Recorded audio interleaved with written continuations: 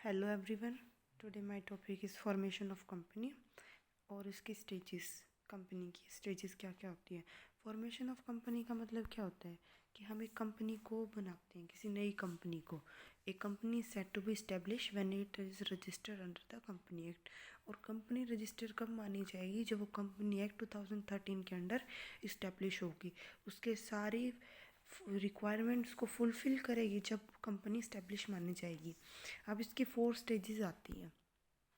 First stage आती है promotion stage, second आती है इनकॉर्पोरेशन स्टेज, थर्ड आती है कैपिटल सब्सक्रिप्शन स्टेज, फोर्थ आती है commencement of business stage. First क्या होती है? फर्स्टली प्रमोटर कौन होता है? Promoter who conceive the idea, जिसको आइडिया आता है और जिसको इससे इसके जितनी भी एक्टिविटीज़ होंगी इंक्लूड होंगी उसके बारे में थोड़ा सा सोचता है, वो उसको इस्टेब्लिश करने की सोचता है वो। और एक प्रमोटर क्या हो सकता है? अ प्रमोटर में भी ग्रुप ऑफ अ पर्सन और इंडिविजुअल, मतलब बहुत सारे पर्सन भी हो सकते हैं प्रमोटर जो कंपनी इस्टेब्लिश करते हैं, पर कोई एक बंदा भी हो सकता है। बंदे सिंगल बंदे जैसे कि आज के टाइम पे धीरू भाई अंबानी और बिरला हैं। अब इसके अंदर कुछ स्टेप्स आते हैं, चलो उनको डिस्कस करते हैं। फर्स्ट आता है identify what type of business. उससे पहले हम आइडेंटिफाई करेंगे कि हमारा किस टाइप का बिजनेस होगा। Study about the economic, technical and legal activities for the company.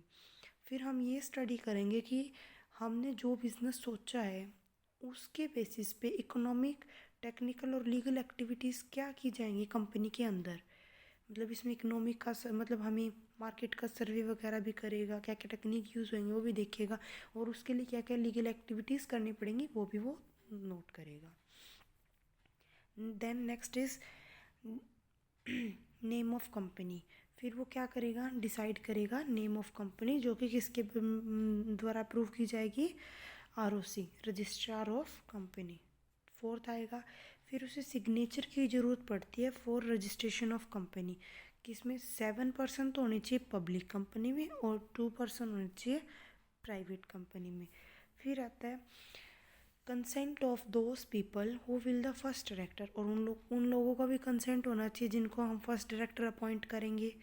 फिर हम क्या करेंगे? एक पर्सन को अपॉइंट करेंगे जो हमारे लिए डॉक्यूमेंट्स प्रिपेयर करेगा, किसके लिए? कंपनी के लिए, कि हमें आगे रजिस्ट्रेशन के लिए और लीगल एक्टिविटीज़ के लिए क्या क्या डॉक्यूमेंट चाहिए, जैसे memorandum of association, article of association, इसके रजिस्ट्रेशन डॉक्यूमेंट, जितने भी डॉक्यूमेंट्स रिक्वायर्ड होंगे, और उसी को हम क्या बोलेंगे? First auditor of the company. Then last point is getting relevant document prepare. फिर हमारे क्या हो जाते हैं? जो हमारी ज़रूरत के डॉक्यूमेंट्स होते हैं वो प्रिपेयर हो जाते हैं। ये सारी एक्टिविटीज़ प्रमोशन में इंक्लूड होती है। देन अब हम पढ़ेंगे सेकंड, इनकॉर्पोरेशन। इनकॉर्पोरेशन का मतलब क्या होता है? रजिस्ट्रेशन। रजिस्ट्रेशन कौन करेगा? ऐसे तो कोई करता नहीं है।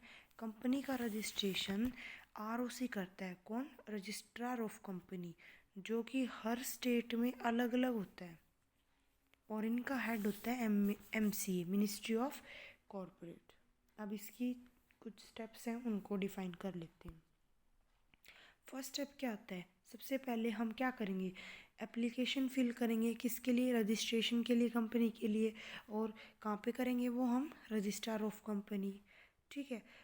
और फिर उसके बाद हम क्या करेंगे? उसके जो एप्लीकेशन हम फिल करेंगे ना, उसके साथ हमें डॉक्यूमेंट्स रिक्वायर्ड हैं कि हमें क्या क्या डॉक्यूमेंट्स लगाने हैं। एमओए मतलब memorandum of association, article of association, declaration certificate of approval ने, मतलब कि उसको क्या नाम डिक्लेयर कर दिया, और agreement of proposal management director, evidence of the payment of registration fees, कि हमें रजिस्ट्रेशन फीस की पेमेंट कटवाई है या नहीं। फिर सेकंड पॉइंट आता है inspection of application and document. फिर क्या होता है?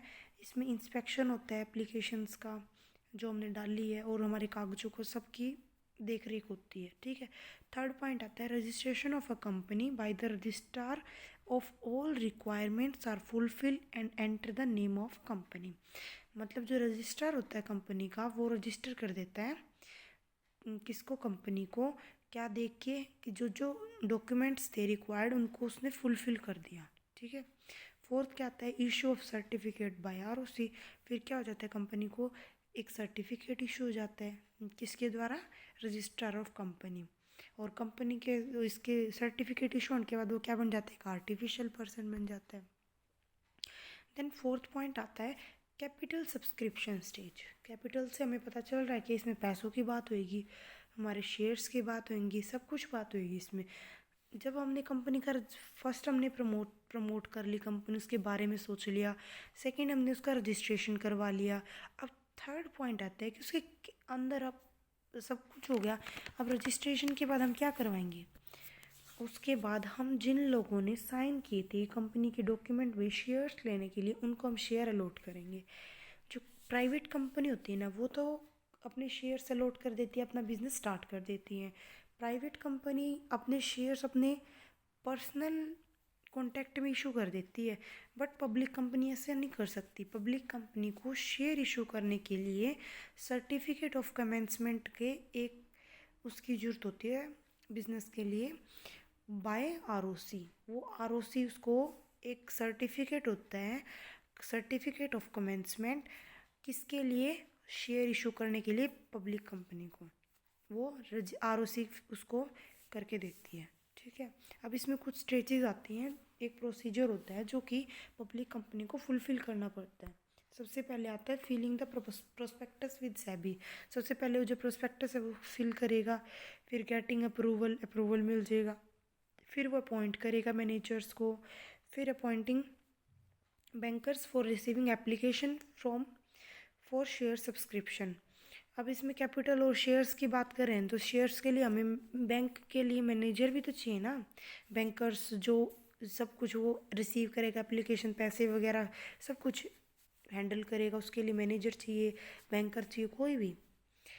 तो नेक्स्ट पॉइंट आते हैं inviting the general public for share subscription. मतलब हम इनवाइट करेंगे किसको, पब्लिक को, किसके लिए, शेयर सब्सक्रिप्शन के लिए। देन नेक्स्ट पॉइंट आता है receiving the minimum prescribe subscription then allotting the share. फिर हम क्या देखेंगे, सब्सक्रिप्शन देखेंगे और फिर हम अलाउ कर देंगे शेयर्स को। ठीक है, then next fourth and last point आता है commencement of business stages. Commencement of business stages, इसमें क्या होता है कमेंसमेंट, अभी हमने कैपिटल में क्या पढ़ा, सर्टिफिकेट ऑफ कमेंसमेंट। वो सर्टिफिकेट होता है जो पब्लिक कंपनी के लिए इशू किया जाता है। अब इसको इसमें अच्छे से एक्सप्लेन कर रखा है। कमेंसमेंट ऑफ बिजनेस क्या होता है, a public company has to obtain the certificate of commencement for from ROC, ठीक है, by directors within 180 days it is declare that the director of company need to file with ROC. मतलब जो director होता है वो company को क्या जरूरत होती है कि वो फाइल कर देता है आरओसी के लिए, और डायरेक्टर को मिल जाता है वो 180 days के अंदर अंदर। ठीक है, अब इसकी तीन तीन इसकी स्टेजेस हैं, उनको हम पढ़ते हैं। फर्स्ट क्या आता है, a declaration that the all shares are allotted on cash. सबसे एक डिक्लेरेशन हम सर्टिफिकेट तैयार करेंगे, उसमें हम ये दिखाएंगे कि जो हमारे शेयर्स हैं वो सारे किस में अलॉट कर दिए गए, कैश में। देन सेकंड आता है declaration that the all director have paid in cash for share allotment और सब्सक्रिप्शन। फिर हम ये दिखाएंगे कि जितने भी डायरेक्टर थे उनको शेयर्स पे, उन्होंने शेयर्स के लिए पैसे पे किए हैं कैश में। और लास्ट आता है अ डायरेक्ट डिक्लेरेशन और signature of the director and secretary of the company that require have complain. ये मेरा टॉपिक था। आई होप आपको वीडियो अच्छी लगी होगी। Thank you so much. मेरे चैनल को सब्सक्राइब कर दें।